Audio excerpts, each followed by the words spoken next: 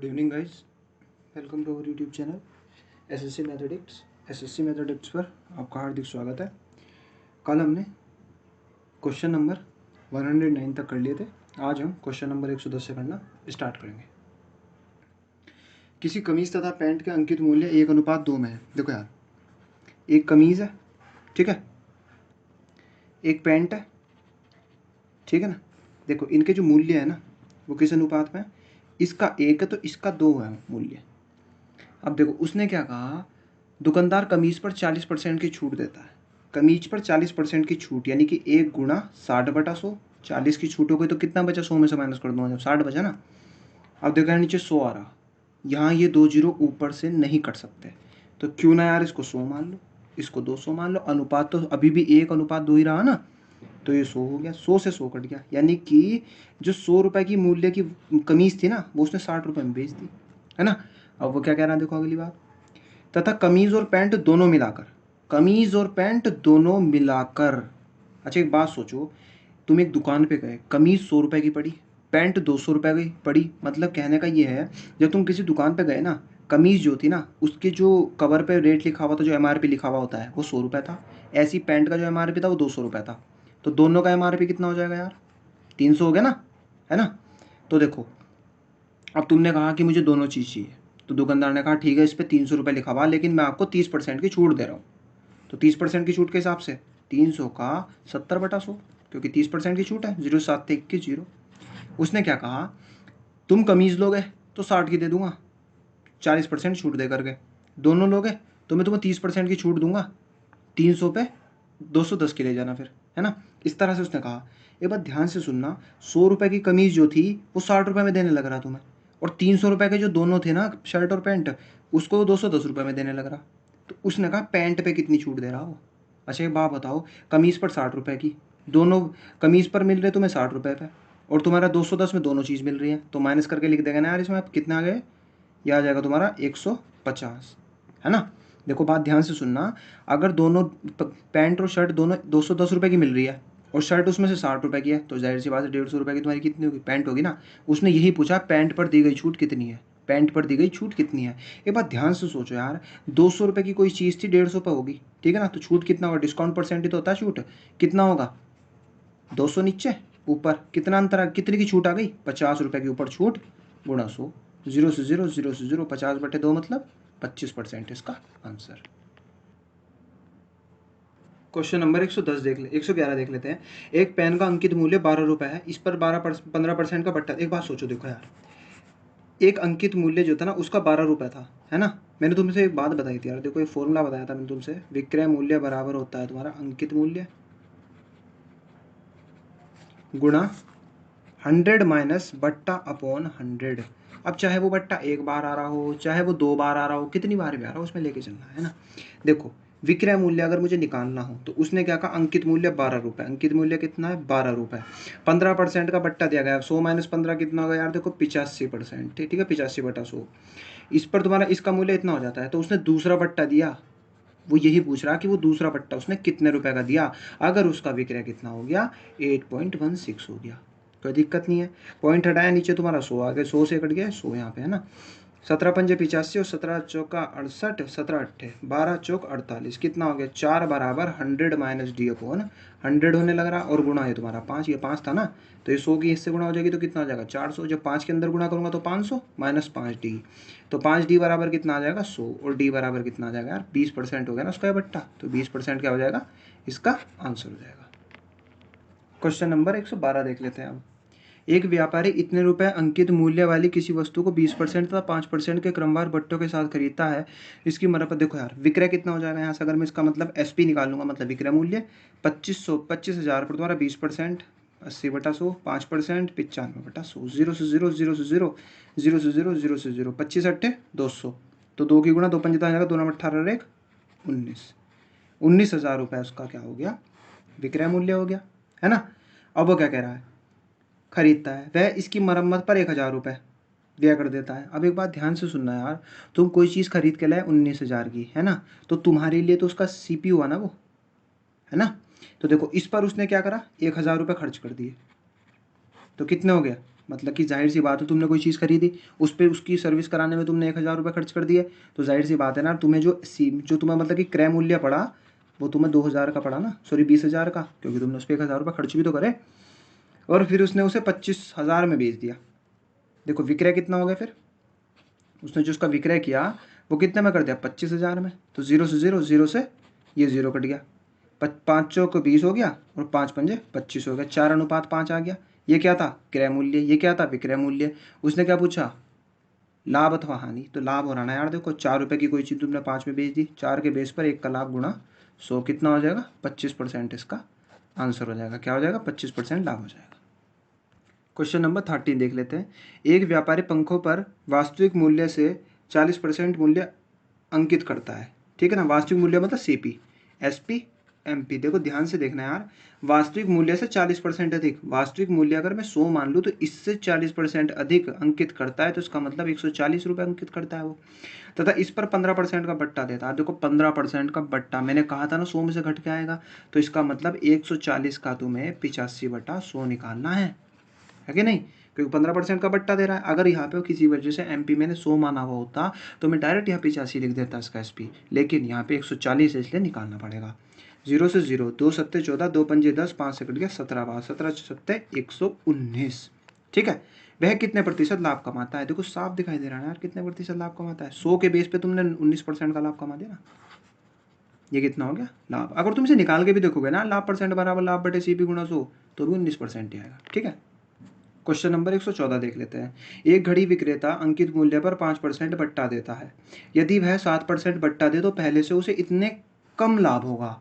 यानी कि मैंने बताया था ना, कभी भी कम अधिक दे रखा और बट्टा बट्टा हो तो इसे माइनस कर देंगे।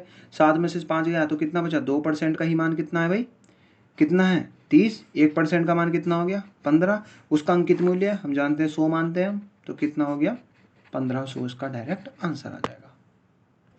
क्वेश्चन नंबर 115 देख लेते हैं। एक वस्तु के अंकित मूल्य पर 15% बट्टा देने पर बाद इतना लाभ होता है। देखो यार ध्यान से सुनना, सीपी, एसपी और एमपी क्या कहने लग रहा है, वो 15% बट्टा देने पर, मैंने ये 100 मान लिया एमपी, अब 15% बट्टा मैं डायरेक्ट 85 लिख सकता हूँ, क्योंकि अगर तुम इसका 15% बट्टा निकालोगे भी ना 85 आएगा, क्योंकि बेस 100 है इस टाइम, ठीक है। 20% लाभ होता है। अब एक बात ध्यान से सुनना, मैं तुम्हें फिर रिमाइंड करवा रहा हूँ इस बात को।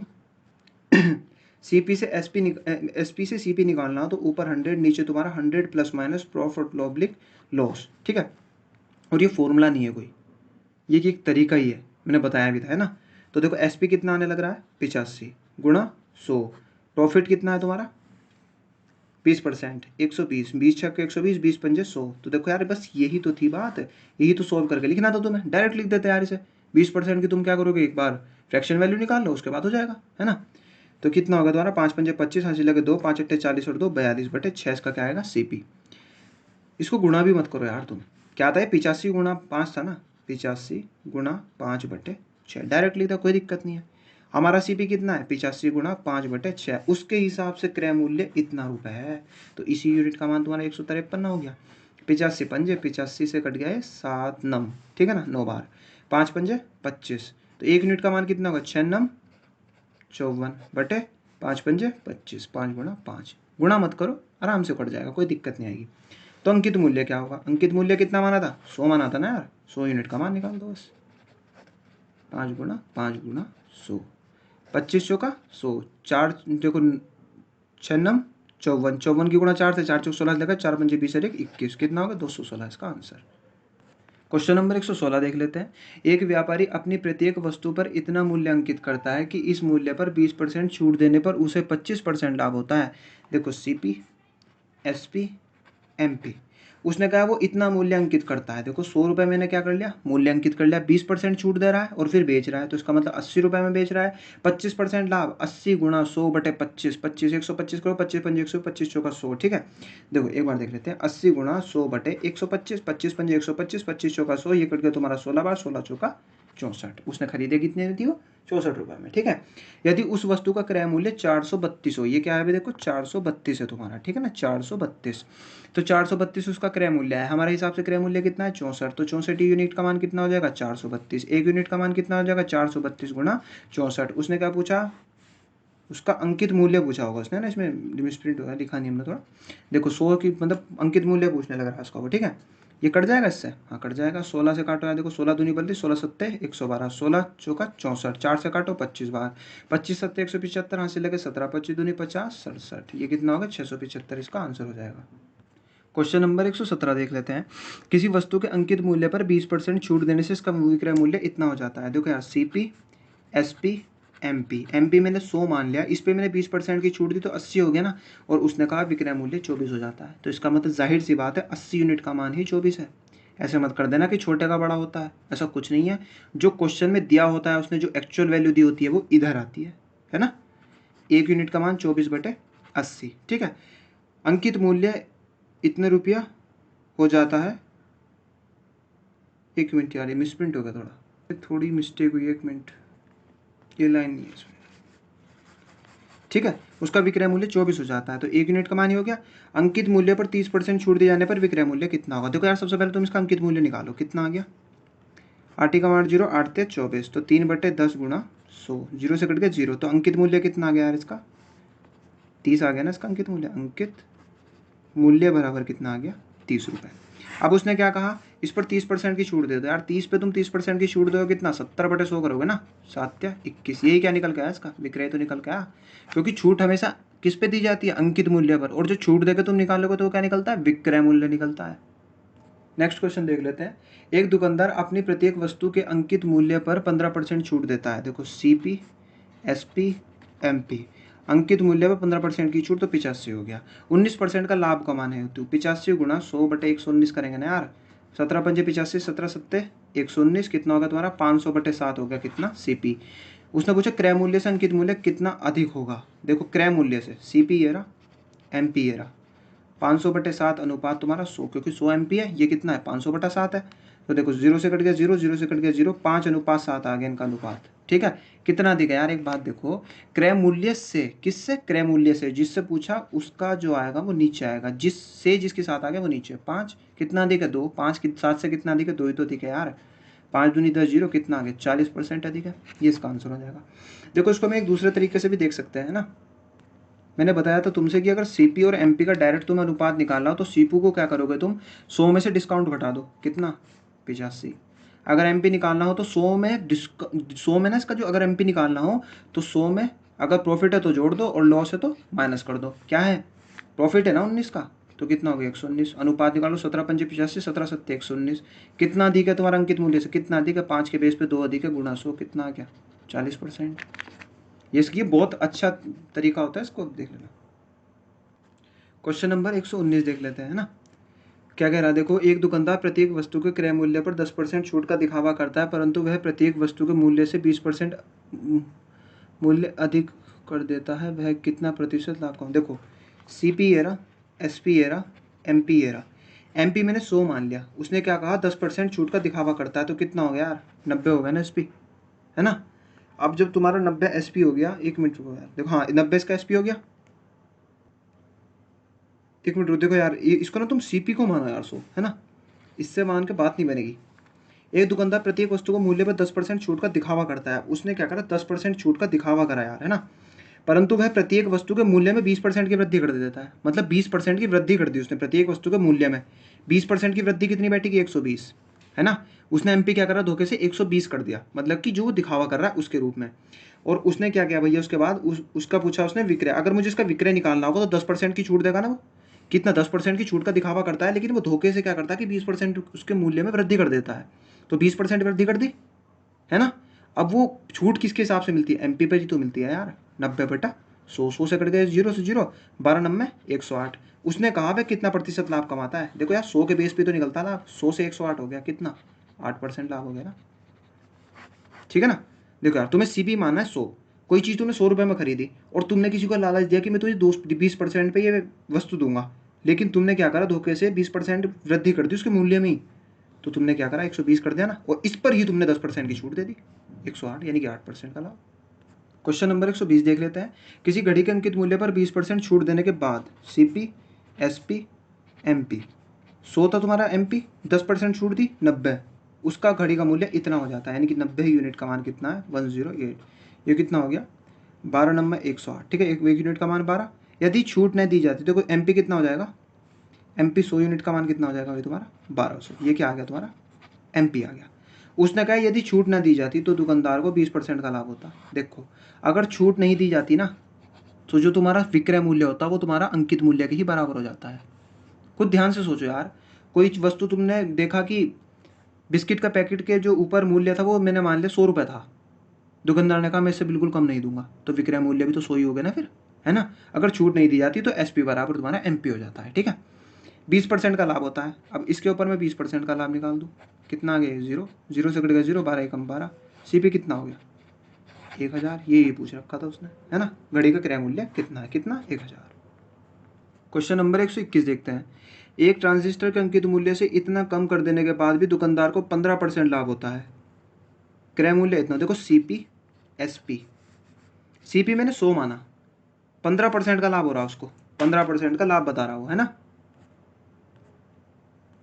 तो SP कितना हो जाएगा 115, क्योंकि जो लाभ होता है वो हमेशा तुम्हारा CP पे होता है। इसका क्रय मूल्य 320 हो तो जाहिर सी बात है 100 यूनिट का मान 320 है। 1 यूनिट का मान कितना हो जाएगा 320/100। अगर मैं इसका विक्रय मूल्य निकालूँ तो मुझे 115 से मल्टीप्लाई करना पड़ेगा, 115 से मल्टीप्लाई करना पड़ेगा, है ना। देखो यार कितना आ गया, 0 से 0 कटा, ये आ गया 2 से 16 बार कट गया, 2 से 5 बार, 5 से तुम्हारा 23 बार कट गया, 16 3 48 लेकर 4, 16 दूनी 32 और 4 36। ये क्या आ गया इसका SP। ठीक है, अंकित उसने कहा इतना, तो अंकित मूल्य पर इसे बेचने से कितना प्रतिशत लाभ होगा। देखो यार ध्यान से देखो, अगर मैं यहाँ से अंकित मूल्य निकालता हूँ, इसका अंकित मूल्य, उसने क्या कहा, देखो एक ट्रांजिस्टर के अंकित मूल्य से 32 रुपये कम कर देने के बाद 15% का लाभ हुआ। मतलब जो उसने ये बेची है ना, ये 32 रुपये कम करके बेची है। खुद ध्यान से सोचना यार, तुम किसी मूल्य में तुमने 32 रुपये कम किए और इतने रुपये में बेच दी, तो इसमें 32 जोड़ दोगे तो अंकित मूल्य आ जाएगा ना। 400 इसका कितना हो गया अंकित मूल्य हो गया। अंकित मूल्य पर इसे बेचने से कितने प्रतिशत लाभ होगा। देखो ध्यान से देखना, अब जा मैंने बताया था ना तुमसे, अगर कभी भी क्वेश्चन में अंकित मूल्य पर ही बेच दे तो छूट नहीं दी जा रही, मतलब CP ये रहा, SP ये रहा। उसने कहा CP इसका 100 था, है ना। अब उसने कहा मैं इसे अंकित ही मूल्य पर बेच दूँ, ठीक है। और CP इसका कितना था 320 दे रखा ना, देखो CP तो ये रहा, देख लेते हैं यार, देखो अच्छा चलो यहाँ देख लेते हैं। देखो CP ये रहा और SP ये रहा। CP कितना हो गया 320, SP कितना 400, 0 से कट गया 0, 8 चौक 32, 8 पंजे 40। अगर मुझे इसका लाभ प्रतिशत निकालना हो तो क्या, 4 के बेस पर 1 का लाभ गुणा 100, कितना आ गया 25% इसका आंसर हो जाएगा। ठीक है, चलिए यार गाइस आज के लिए इतना ही रखते हैं, कल हम इसकी B एक्सरसाइज करना स्टार्ट करेंगे। अगर सेशन आपको अच्छा लगता है तो लाइक कीजिए, शेयर कीजिए एंड कमेंट कीजिए एंड सब्सक्राइब कीजिए, और ज़्यादा से ज़्यादा अपने दोस्तों में इसको शेयर कीजिए। Thank you.